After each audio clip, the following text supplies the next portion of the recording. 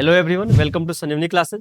आज हम लोग सबसे पहले जो 15 मिनट है वो हम लोग करेंगे वर्ड्स ऑफ द डे, यानी जो इंडियन एक्सप्रेस जो न्यूज़पेपर है उसके हम लोग 10-15 वर्ड मीनिंग करेंगे। वर्ड्स ऑफ द डे में पहला जो वर्ड है वो है डायस्पोरा। इसको बोलते हैं DIASPORA, इसको बोलते हैं डायस्पोरा। डायस्पोरा का मतलब होता है प्रवासी समुदाय या बिखरा हुआ समुदाय।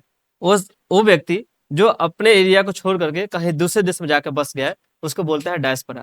डायस्पोरा का सिनोनिम्स हम लोग बोल सकते हैं एक्सपैट्रिएट कम्युनिटी, जिसका मतलब होता है विदेश में रहने वाला समुदाय। ठीक है, साथ ही साथ दूसरा भी हो सकता है जिसको हम बोलते हैं माइग्रेंट कम्युनिटी, प्रवासी समुदाय।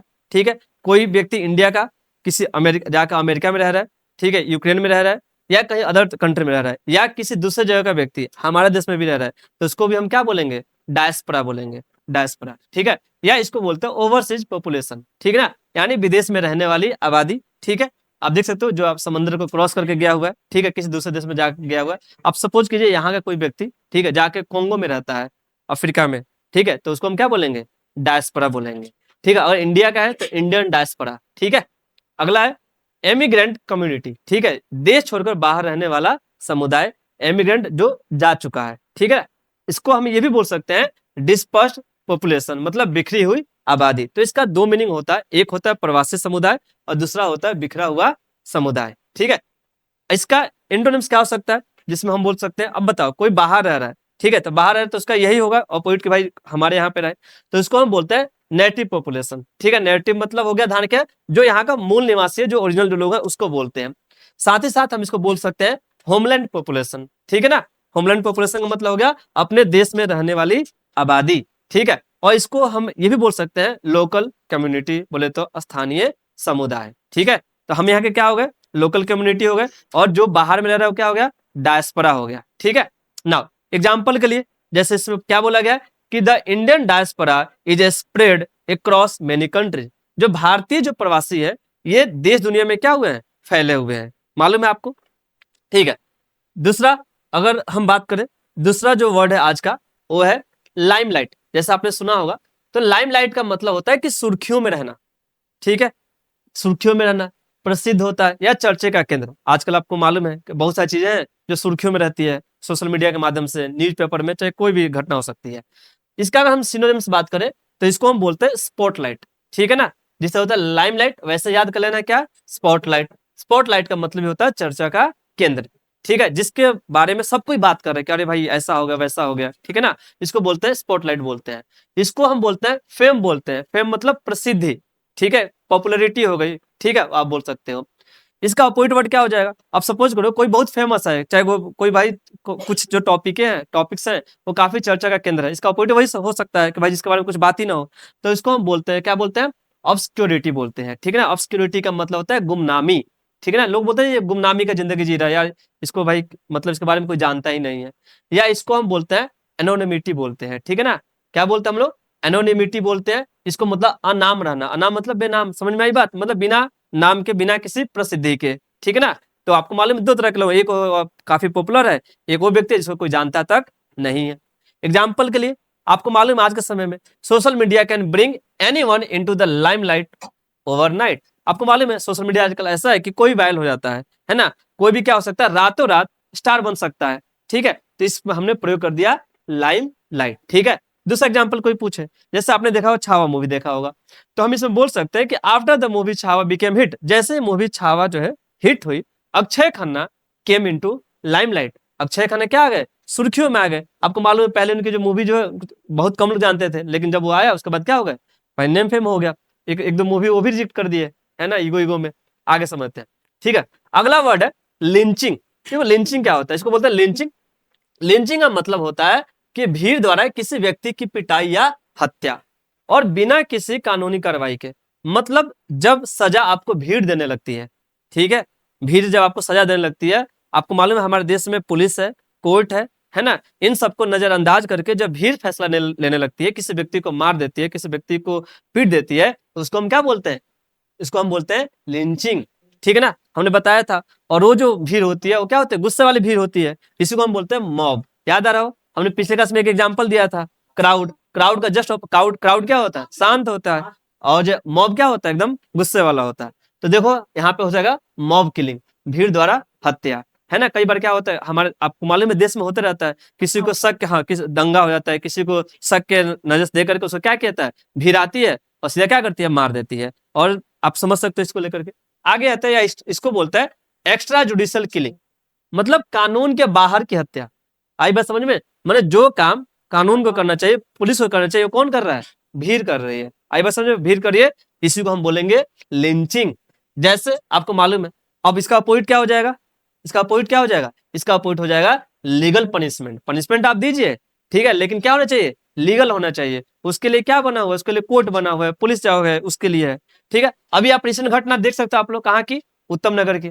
उसमें भी क्या थी, एक मॉब लिंचिंग ही थी, जिसमें किसी व्यक्ति की क्या हो गई, जान चली गई, ठीक है ना। अब आगे देखो जी, इसका एग्जाम्पल क्या हो सकता है, इसका, अच्छा आप लोग बताओ लिंचिंग सही है कि गलत है, लिंचिंग सरासर गलत है। आई बात समझ में, ठीक है ना। किसी भी चीज को आप भाई फैसला लेने का अधिकार हमारे कोर्ट को है, कोर्ट को है, हमारे पुलिस को है, ठीक है, वही सब चीज करेगी एविडेंस के आधार पे।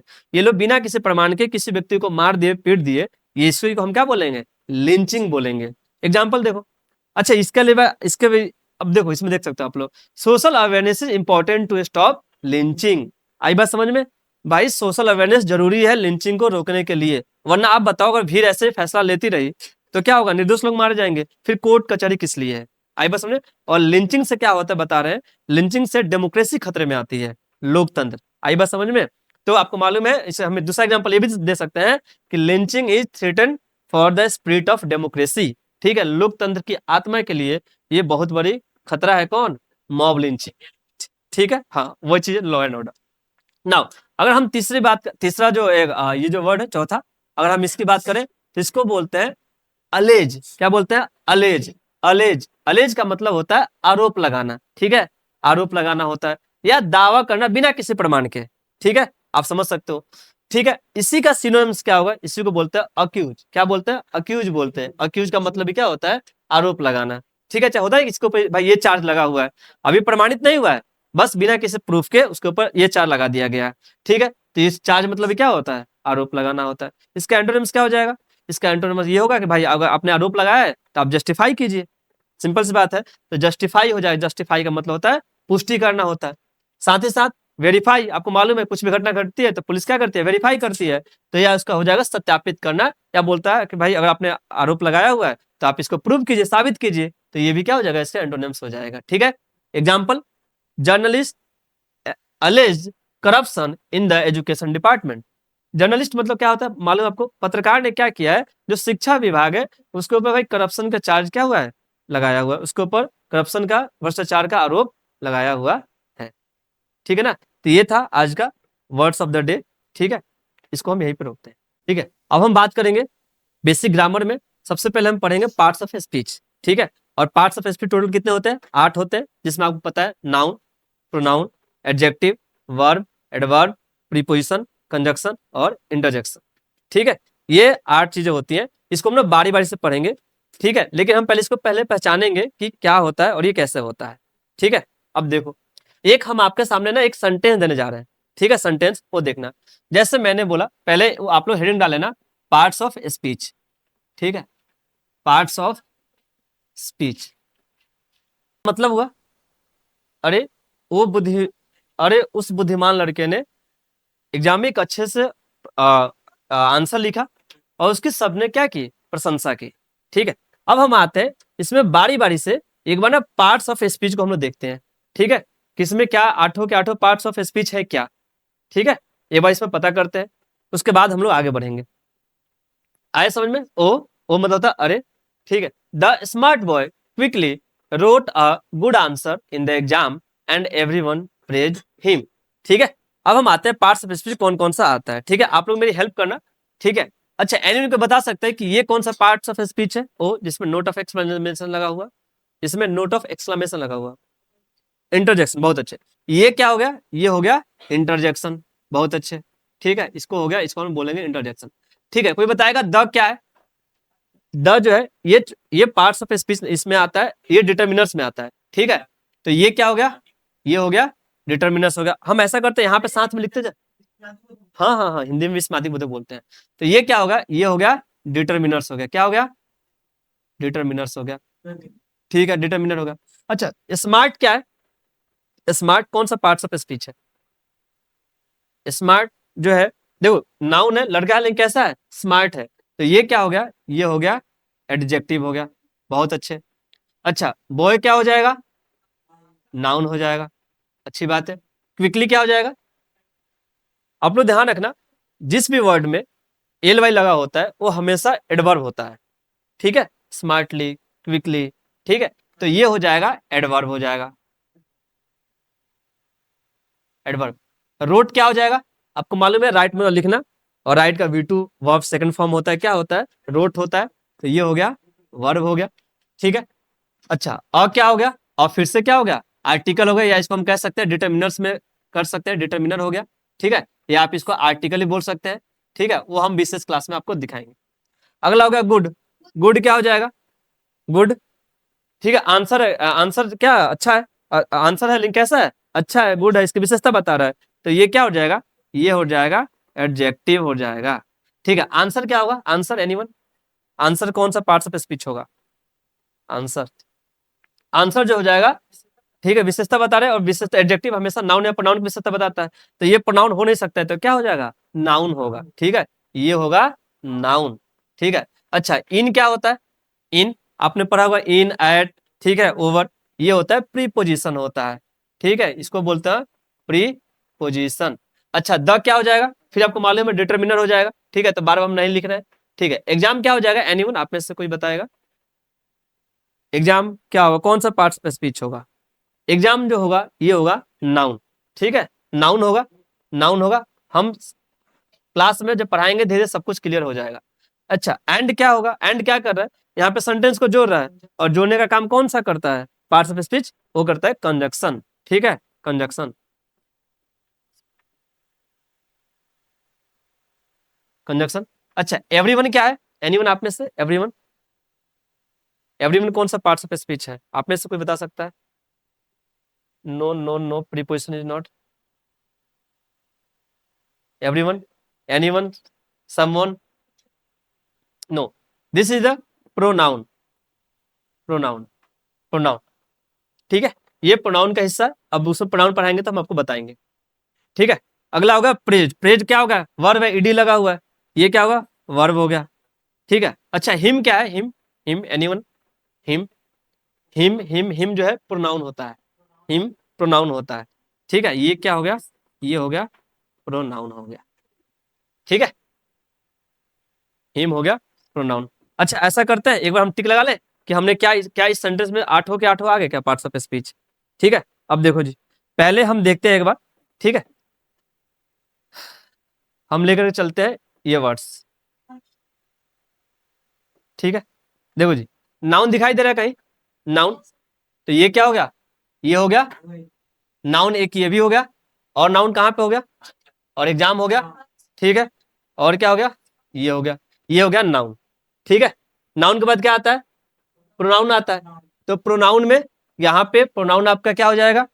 एक हो गया एवरीवन हो गया, ठीक है, और क्या हो गया? और हो गया हिम हो गया, ठीक है, तो नाउन हो गया, प्रोनाउन हो गया। अब बचा एडजेक्टिव, ठीक है ना। एडजेक्टिव, एडजेक्टिव कहाँ पे है?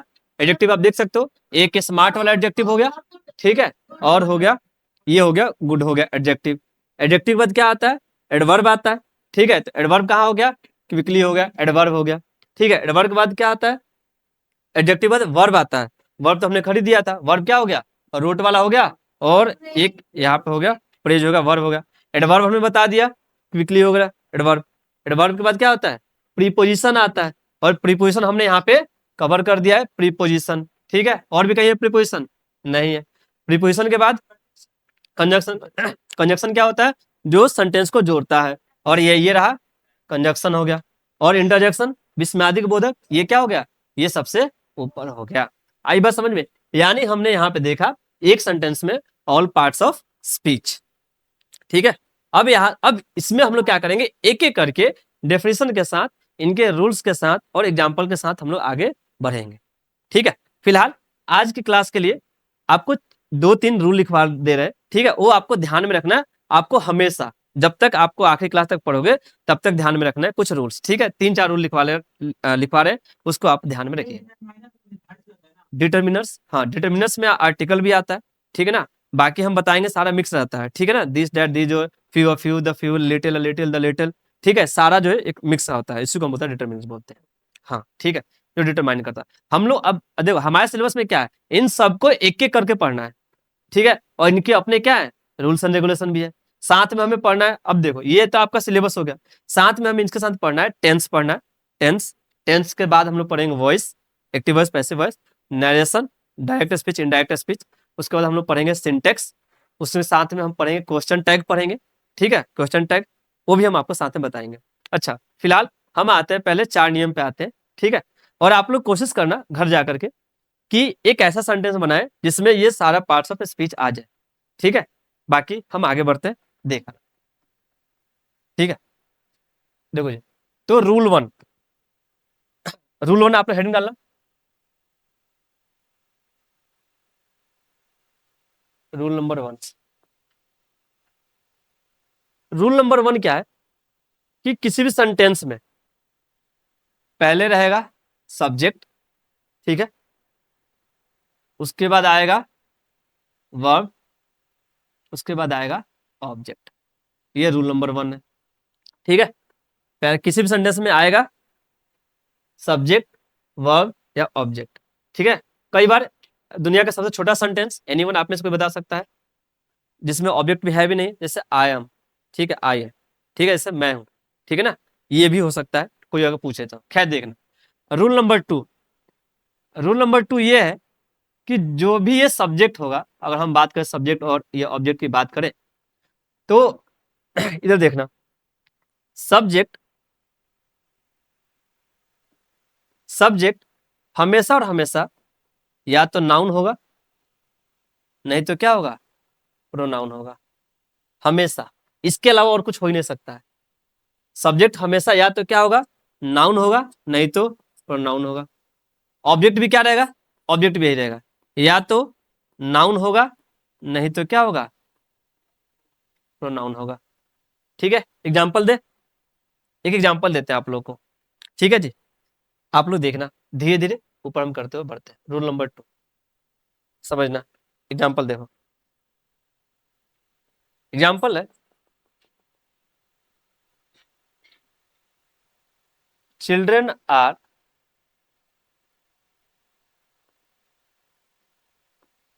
Playing in the garden,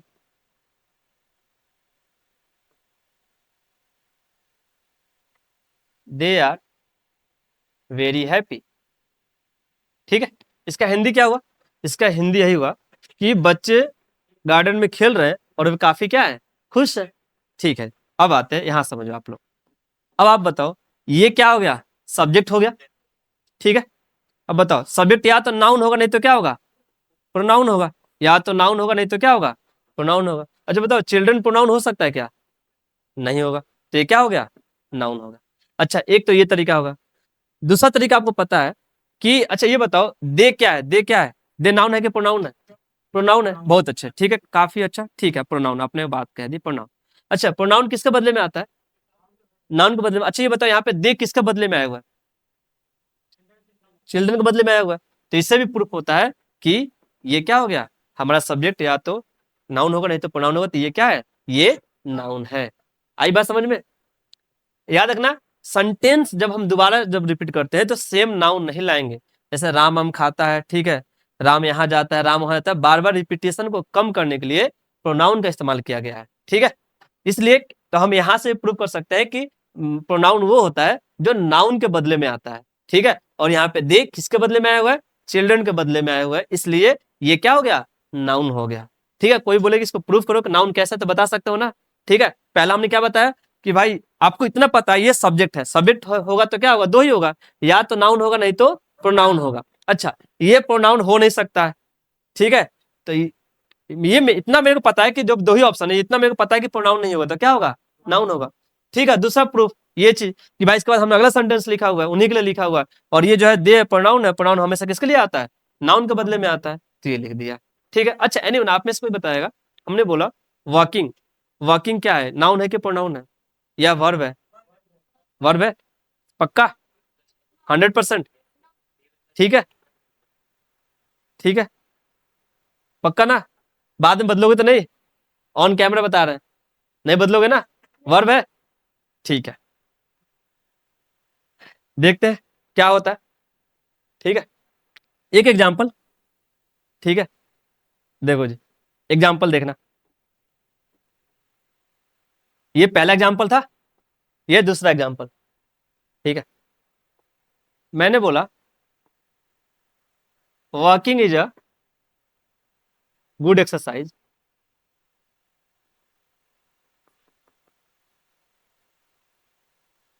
it should be done in the morning. Sentence समझ में आया? सेंटेंस की वॉकिंग जो है ये गुड एक्सरसाइज है, मालूम है, और इसको सुबह में भाई करना चाहिए। ठीक है, अब आप बताओ। ठीक है, वर्ब वाले भैया बताएंगे। ठीक है, अब बताओ, ये आपको मालूम है वर्ब से पहले तो ये क्या है? सब्जेक्ट है, इतना तो पता है, सब्जेक्ट है, तो सब्जेक्ट दो ही होगा, या तो नाउन होगा, नहीं तो क्या होगा? प्रोनाउन होगा। प्रोनाउन है नहीं? ठीक है, तो ये ना जिरंड में आ जाता है, जब आपको पूरा जो कॉन्सेप्ट बताएंगे तो उसमें आपको समझना है।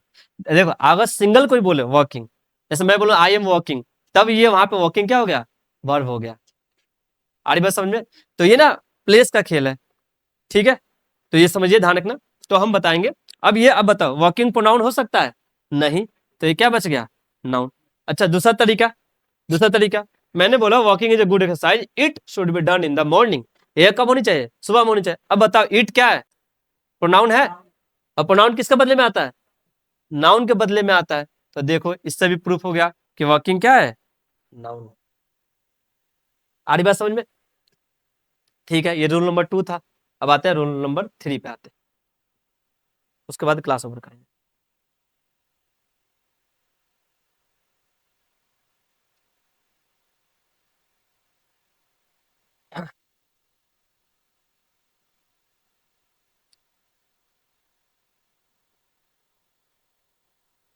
रूल नंबर 3, रूल नंबर 3 ये है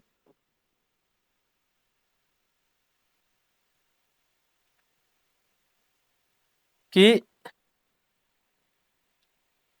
जो सब्जेक्ट है और जो वर्ब है, इनमें आपस में रिलेशन ऐसे होता है। मतलब, ये आप लिख लेना, उसके बाद हम बताएंगे। इसका मतलब हुआ, अगर सब्जेक्ट अगर सब्जेक्ट हमारा सिंगुलर है, अगर सब्जेक्ट हमारा सिंगुलर है, तो वर्ब भी क्या रहेगा? सिंगुलर रहेगा उसके साथ। ठीक है, अगर सब्जेक्ट प्लूरल है तो वर्ब भी क्या होगा? प्लूरल। ये आप लोग हमेशा ख्याल रखना। ठीक है, तो रूल नंबर 3, सब्जेक्ट वर्ब के अकॉर्डिंग लगता है और वर्ब सब्जेक्ट के अकॉर्डिंग लगता है। ठीक है, अगर सब्जेक्ट अगर सिंगुलर रहा तो वर्ब भी सिंगुलर रहेगा, सब्जेक्ट यदि प्लूरल रहा तो वर्ब भी प्लूरल रहेगा, या हम यूं कह सकते हैं वाइस वर्सा। ठीक है, तो आज क्लास आपका यहीं पे over. Thank you so much.